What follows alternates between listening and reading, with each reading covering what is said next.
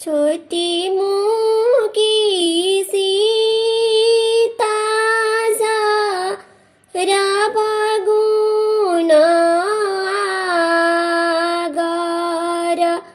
लिपेली धार मधुआर। अरे छोटी मूकी सीता रा बागुण आगार लिपेली धार मधुआर। धर्म दुआरिया सीता लिपाहुना पावेली आई गईनी श्री राम। धर्म दुआरिया सीता लिपाहुना पावेली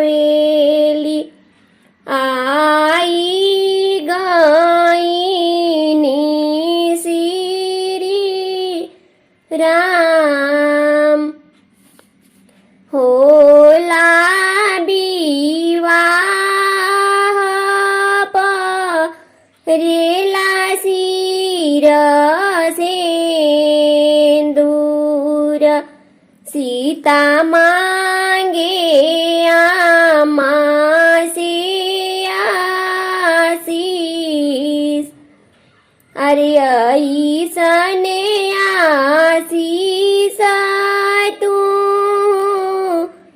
दीहा हो आमा भूभूत अयोध्या के राज। अरे ऐसन आशीष तू दिहाए आमा भूभूत अयोध्या के राज। बारहो बरिस सीता राम संगे रहबु। तेरहो रावण हरिले जास। किया तो हरोए आमा भैया गरियाइले।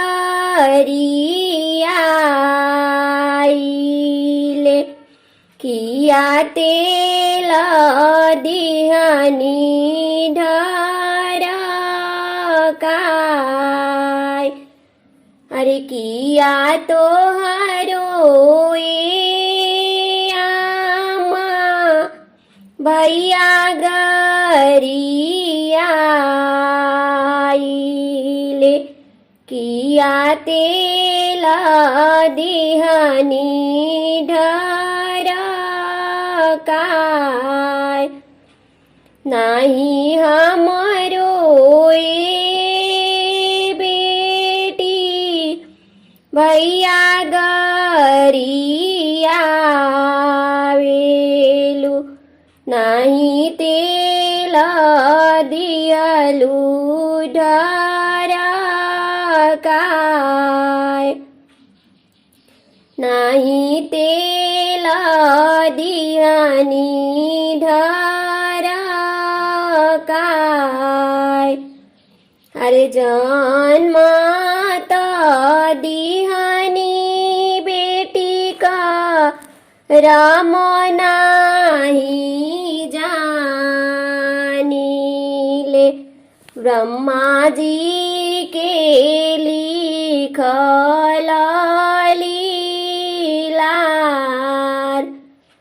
अरे जन्माता दिहनी राम नाही जानिले। ब्रह्मा जी के लिखल लीला, ब्रह्मा जी के लिखल